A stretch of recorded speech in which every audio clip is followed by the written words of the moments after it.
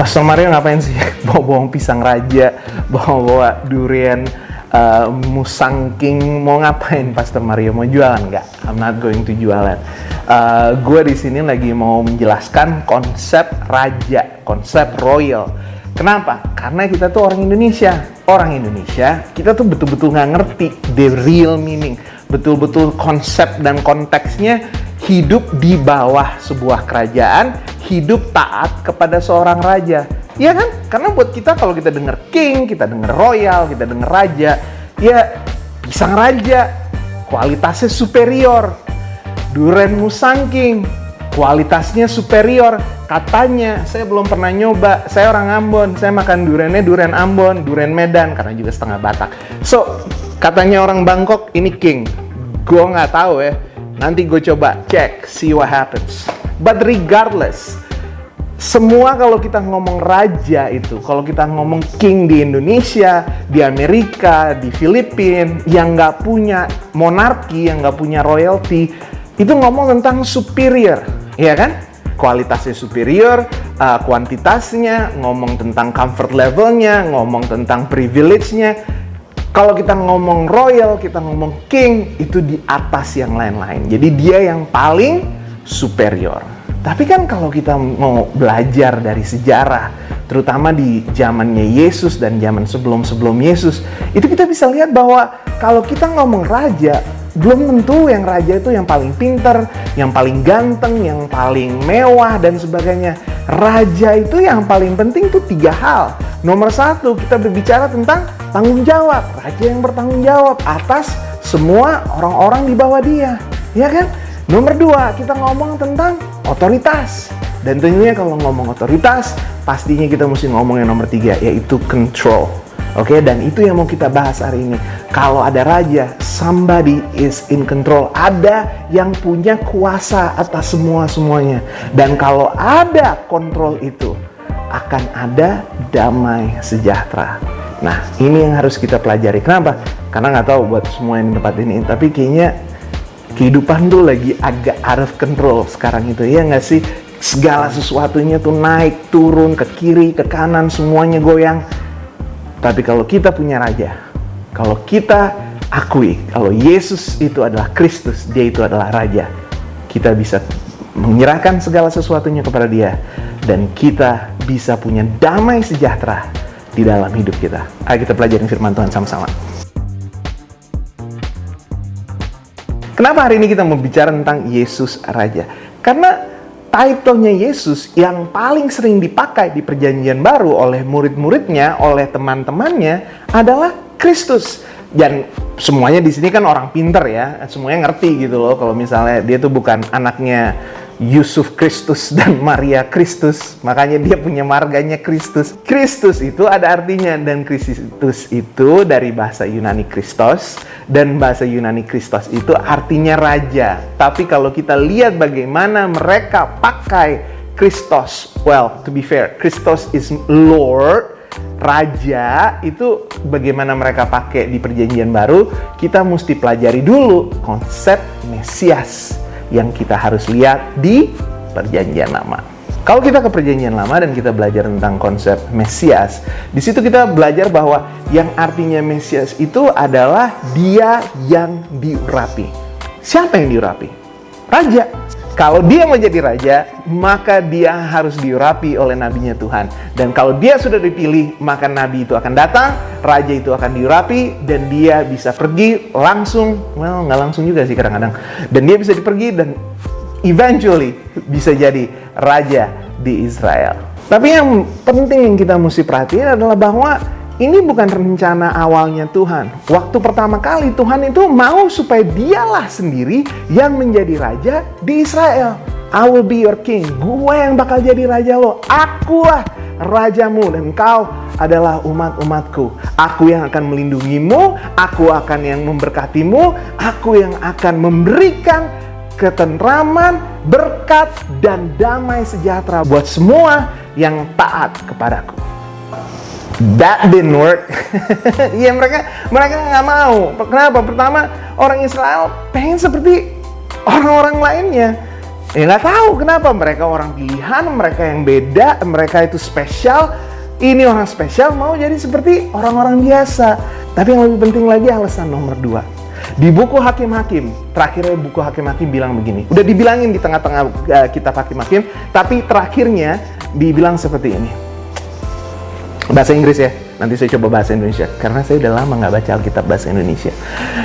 It says, everybody did their own thing because there's no king over Israel. Maksudnya apa?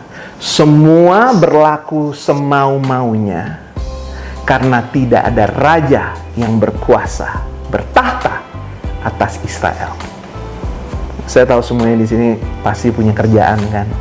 Mungkin kalau nggak punya kerjaan tetap, mungkin musisi, mungkin juga jualan.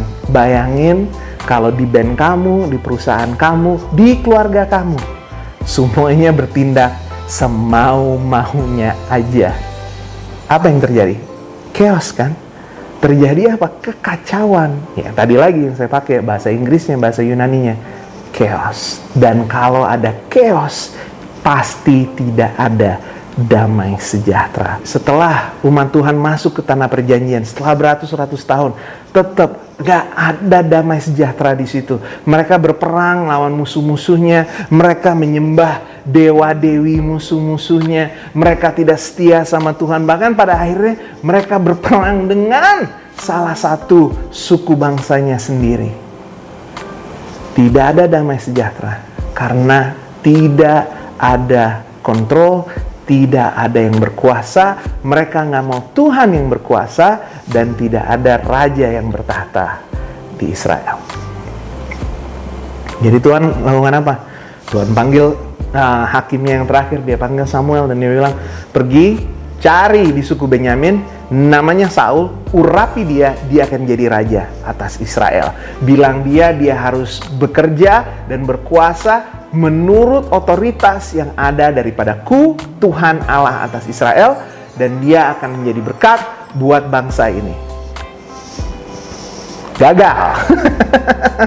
Sukses berapa tahun, habis itu gagal. Kenapa? Karena Saulnya sendiri jangankan menghilangkan chaos di Israel, jangankan mendatangkan damai sejahtera di bangsanya Tuhan, di hidupnya sendiri, di keluarganya sendiri aja, yang namanya Raja Saul itu tidak ada damai sejahtera. Gimana mau jadi raja damai sejahtera kalau tidak bisa damai sejahtera di hatinya sendiri? Akhirnya Tuhan panggil, nggak yang tinggi kayak Saul, yang nggak gagah perkasa kayak Saul. Yang dipanggil siapa? Yang dia panggil adalah anak Jesse, King David, Raja Daud. Ya kan? Gembala, bukan kayak saya gembala, serius gembala domba. Tinggal di tempat yang jauh dari keramaian, tapi nggak peduli. Tuhan bilang, ini pilihan saya. Engkau pergi, Samuel, dan engkau urapi. Sekali lagi, engkau pergi Samuel dan engkau urapi. Karena dialah yang akan aku pilih untuk menjadi raja, untuk punya otoritas, untuk bertanggung jawab, untuk mendatangkan damai sejahtera dan menghilangkan segala kekacau balauan, segala chaos yang ada di negara ini. Dan waktu Daud menjadi raja, bahkan sampai anaknya selesai menjadi raja di Israel, semua sejarawan, baik mereka orang percaya tidak percaya, mereka bilang tahun-tahun ini adalah the golden age, masa emasnya kerajaan Israel. Kenapa? Karena di situ semuanya makmur. Saking makmurnya, orang-orang dari luar Israel mau datang untuk tinggal di Israel. Raja, ratu dari manapun mereka datang untuk tahu siapa sih Tuhan yang memberkati orang-orang di Israel. Perak udah nggak ada yang hitung, emas begitu banyak, semuanya makmur, semuanya aman, tidak ada yang berani berperang dengan Israel, dan tidak ada yang berperang satu sama lain di Israel. Semuanya under control, semuanya under otoritas, semuanya di bawah kekuasaan, di bawah damai sejahtera yang diberikan Tuhan, bukan lewat nabinya, bukan lewat imam-imamnya, tapi lewat raja yang dipilih, raja yang diurapi di dalam nama Tuhan. Tapi sekali lagi, zaman emas itu cuma ada waktu zamannya Daud dan anaknya Salomon. Setelah Salomon, kebanyakan mereka semua ya bertindak seperti Saul, bertindak seperti Salomon sendiri. Mereka mencoba dengan kekuatan mereka sendiri. Mereka mencoba berkuasa dan mencoba melakukan kontrol itu bukan lewat otoritas yang daripada Tuhan, tapi dengan kekuatannya sendiri, dengan koneksi-koneksinya sendiri. Jadi mereka tuh tidak mendapatkan urapan otoritas yang ada di dalam hidup Daud. Dan karena itu, slowly but surely, pelan-pelan, lama-lama kita bisa lihat urapannya mulai hilang. Kita lihat perlindungan Tuhan mulai hilang. Kita lihat yang namanya kesejahteraannya juga mulai hilang. Dan damai bahwa mereka itu dilindungi dan mereka itu dijaga oleh Tuhan yang menciptakan langit dan bumi, lama-lama juga hilang. Kenapa? Karena mereka nggak setia. Karena raja-raja ini mereka tidak mau kontrol umat Tuhan ini sesuai dengan keinginan Tuhan, sesuai dengan otoritas Tuhan. Mereka mau coba dengan otoritas mereka sendiri. Mereka mau coba dengan hubungan mereka dengan raja-raja di keliling mereka sendiri. Yang bisa memberikan damai sejahtera cuma satu raja, dan dia itu adalah raja yang sudah diurapi dan dipilih oleh Tuhan Allah semesta. Dan akhirnya lama tahun demi tahun, generasi demi generasi, urapan itu hilang, damai sejahtera itu hilang, kontrol itu hilang. Dan yang ada apa? Kacau lagi, chaos lagi. Dan pada akhirnya the ultimate chaos adalah waktu orang Babilonia datang. Mereka hancurkan bait Allah, mereka bakar kota Yerusalem, dan mereka bawa anak-anak Tuhan dari tanah perjanjian pergi ke pengasingan. Nah, waktu Yesus hidup di Israel, semuanya itu punya pengharapan yang sama.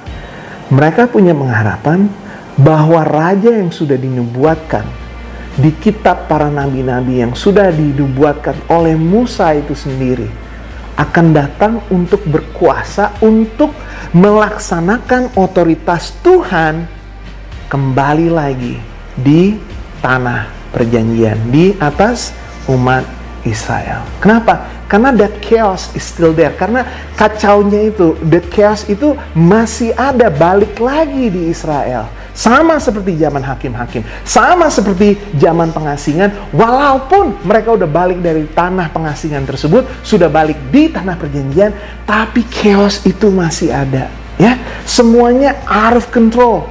Imamnya out of control, yang namanya pengajaran-pengajarannya juga out of control, yang namanya kehidupannya juga out of control, dan yang paling penting itu tanahnya Tuhan, tanah perjanjian itu sampai saat itu bukan punya orang Israel, tapi punya orang-orang Romawi. Mereka itu tidak berkuasa atas apa yang sudah dijanjikan oleh Tuhan, tapi mereka di bawah kekuasaan orang-orang Romawi. Kacau, semuanya kacau. Tapi mereka tahu, kalau Mesias, kalau yang diurapi datang, kalau Kristus, kalau Lord, kalau Raja mau datang dengan otoritas yang daripada Tuhan dan juga diurapi oleh Tuhan, maka segala sesuatunya akan kembali tenang, akan kembali dalam kuasa Tuhan, dan damai sejahtera yang Tuhan mau berikan kepada umat-umatnya akan ada terjadi dalam kehidupan mereka. Jadi waktu mereka lihat Yesus, mereka tahu bahwa Yesus itu diurapi. Dan kebanyakan dari mereka juga murid-murid ini, mereka lihat kok bahwa seorang hakim, seorang nabi seperti Yohanes Pembaptis sudah membaptis Yesus. Dan yang lebih penting lagi, mereka lihat bukan cuma diurapi, dibaptis oleh Yohanes, tapi juga mendapatkan urapan daripada kuasa Roh Kudus itu sendiri. Dan mereka bisa lihat bahwa Yesus di tengah kekacauan ini, Yesus mendatangkan damai sejahtera. Yesus gives control.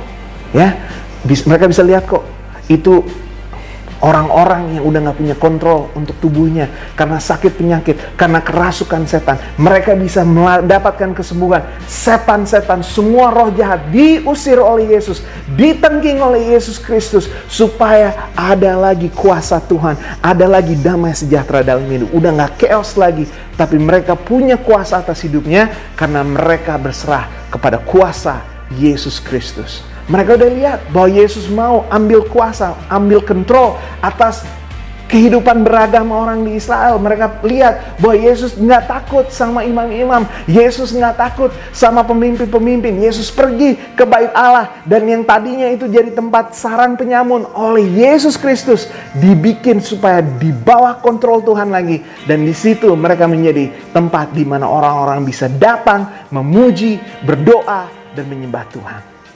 Dan tentunya murid-murid bisa lihat bahwa Yesus juga punya kuasa, Yesus punya kontrol yang namanya alam semesta. Dia berjalan di atas air, yang namanya hujan, yang namanya badai berhenti kalau dia berfirman. Dan dia bisa kasih makan 4.000 orang, 5.000 orang. Berarti apa? Bahwa dia punya kuasa, dia punya kontrol atas alam semesta kita. Jadi mereka lihat semuanya ini. Dan mereka bilang, di saat kekacauan ini, di saat ketidakpastian ini, kita harus setuju bahwa dialah, Yesuslah yang kita bisa panggil sebagai Kristus, yang kita bisa panggil sebagai Raja, yang kita bisa panggil sebagai Mesias. Karena dia yang punya otoritas daripada Tuhan, dia yang akan bertanggung jawab atas kita semua. Dan yang paling penting, di tengah kekacauan ini, dia yang akan mendatangkan order, dia akan mendatangkan kontrol, dan dia yang akan memberikan damai sejahtera. Cuma kalau kita tiap hari Minggu bilang apa? Shalom, damai sejahtera untuk kita semua yang mau taat kepada Yesus, Raja kita.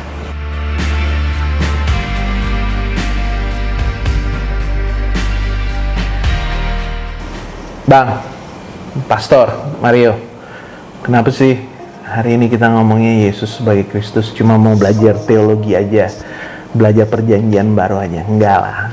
You know, this is not that kind of church. Kita nggak kayak gitu sebagai gereja. Kita ngomong ini kenapa? Karena kayaknya dibandingkan zaman Yesus, barangkali hari-hari ini di dunia ini lebih kacau. Dan kekacauan ini nggak cuma di Israel aja, nggak cuma di Indonesia aja, tapi kekacauan yang datang bersama pandemi corona ini, it's a global situation. Ya nggak sih? Semua di ujung bumi A sampai ujung bumi Z, semuanya sekarang lagi goyang, semuanya lagi bingung, semuanya lagi stres. Kenapa? Karena semuanya chaos, semuanya kacau. Tidak ada peace, tidak ada shalom, tidak ada damai sejahtera. Dan solusi yang kita bisa berikan juga sama. Mesti ada yang take control. Mesti ada yang berkuasa, mesti ada yang berotoritas. Dan yang otoritas itu nggak bisa cuma sebuah negara, nggak bisa cuma sebuah kekuasaan militer, nggak bisa cuma sebuah bank atau sebuah bilioner yang punya banyak duit. Nggak bisa. Kita nggak bisa berharap sama itu semua, karena mereka semua itu adalah manusia atau ciptaannya manusia. Dan yang namanya manusia dan namanya ciptaan manusia pasti mengecewakan. Dan yang kita hadapi itu sesuatu yang sangat besar. Ini lebih parah daripada krisis ekonomi tahun-tahun sebelumnya. Ini lebih parah daripada krisis-krisis kesehatan seperti Ebola, SARS, dan sebagainya. This is bigger. Ini jauh lebih kacau. Jauh lebih dahsyat. Tapi walaupun keadaan ekonomi begitu hancur, walaupun secara militer sekarang semuanya juga lagi bingung, secara demokrasi juga lagi pada bingung di banyak negara, yang nggak pernah goyang, yang selalu ya, benar, dan amin, dulu, sekarang, sampai selama-lamanya, cuma satu, cuma Yesus. Dan dia punya otoritas, dia punya kuasa, dia punya kontrol. Lebih besar daripada corona, lebih besar daripada negara-negara, lebih besar daripada apapun yang si jahat bisa lempar kepada kita. Makanya kita belajar itu hari ini. Kita belajar bahwa kita harus berserah kepada satu kuasa, satu Raja, Yesus Kristus, Yesus Mesias, Yesus Raja. Dan mungkin kamu bilang, enggak kok Pastor Mario, saya nggak stres. Enggak kok Pastor Mario, kita masih oke-oke aja kok. Oh ya? Kalau saya sih gampang. Tidur nggak? Bisa makan nggak? Atau makan kebanyakan nggak? Gimana kulit? Saya biasanya kalau lagi misalnya kayak gini, mulai deh kulit kering di sini juga udah mulai ngelotok, di atas kepala juga udah mulai kering juga, ya kan? Buat saya yang udah tua, darah tinggi mulai naik. Kenapa? Karena stres. Dan stres itu datang kenapa? Karena kacau, dan karena kacau, chaos itu nggak ada namanya sejahtera. Dan waktu saya lihat gejala-gejala yang tadi saya udah sebutin, gue nggak langsung habis itu meditasi, habis itu gue yoga, habis itu gue mulai pergi vacation. Those things are good, nggak ada masalahnya kalau lo mau yoga, meditasi dan sebagainya. Kalau lo mau liburan, kalau lo mau pergi, lo mau nonton dan sebagainya untuk relaksasi, that's fine, do it. Tapi kalau udah bener-bener goyang, kalau udah bener-bener bingung, kalau udah bener-bener ada masalah, gue tahu itu nggak bakal nolong. Cuma satu yang bisa tolong, Yesus. Cuma bisa minta sama Tuhan Yesus, Jesus, please take control. That's what I say. Tuhan Yesus, lo bos, gue bukan. Lo Tuhan, gue bukan. So take control. Tuhan yang berkuasa, Tuhan yang bertindak. Dalam nama Yesus, amin. Habis itu, damai sejahtera, segala sesuatunya pulih, segala sesuatunya tenang. Kenapa? Karena semuanya itu udah gak stres lagi. Karena kita tahu, kita percaya, bukan cuma tahu, percaya bahwa Tuhan itu dahsyat, Tuhan itu hebat, bahwa Yesus itu Raja di atas segala-galanya.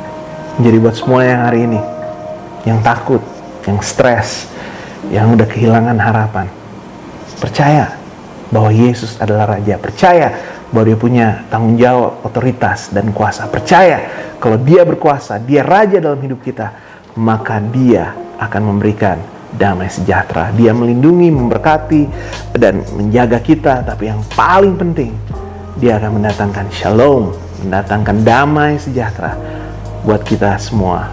Apapun yang terjadi di luar, apapun yang terjadi di keluarga kita, apapun yang terjadi di bisnis kita, damai sejahtera ilahi, damai sejahteranya Tuhan ada dalam hidup kita.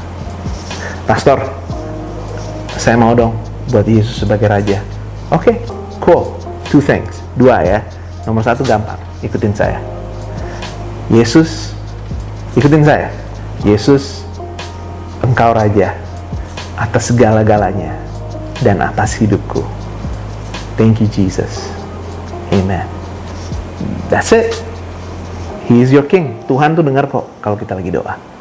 Nggak usah pakai embel-embel, nggak usah ribet-ribet. Minta Tuhan datang sebagai Raja, bukan cuma atas segala sesuatunya, tapi yang paling penting dalam hidup kita. Nomor 2, nah yang ini lebih ribet, yang ini lebih susah. Yesus mesti nomor 1 dalam hidup kita, ya kan? Sekali lagi, kita nggak biasa sebagai orang Indonesia untuk mengikuti seorang raja, tapi kita harus mengaku, hati kita mesti percaya, lutut mesti bertelut, lidah mesti mengaku kalau Yesus itu Raja.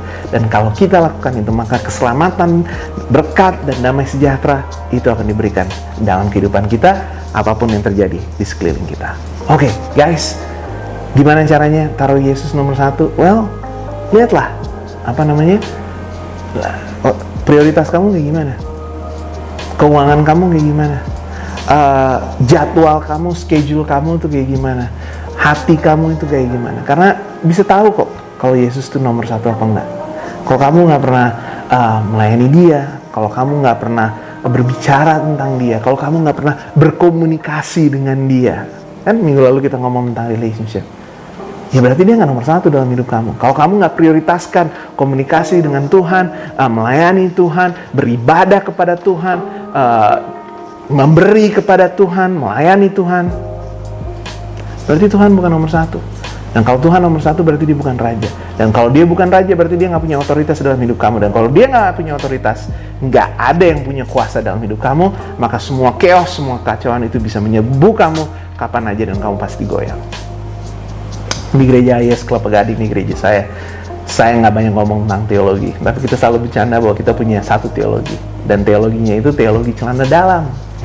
That's right, teologi kancut. Dan ya, itu bukan teologi Pantekostal, bukan teologi Reform, itu teologinya kita, orang-orang di Klub Pegading.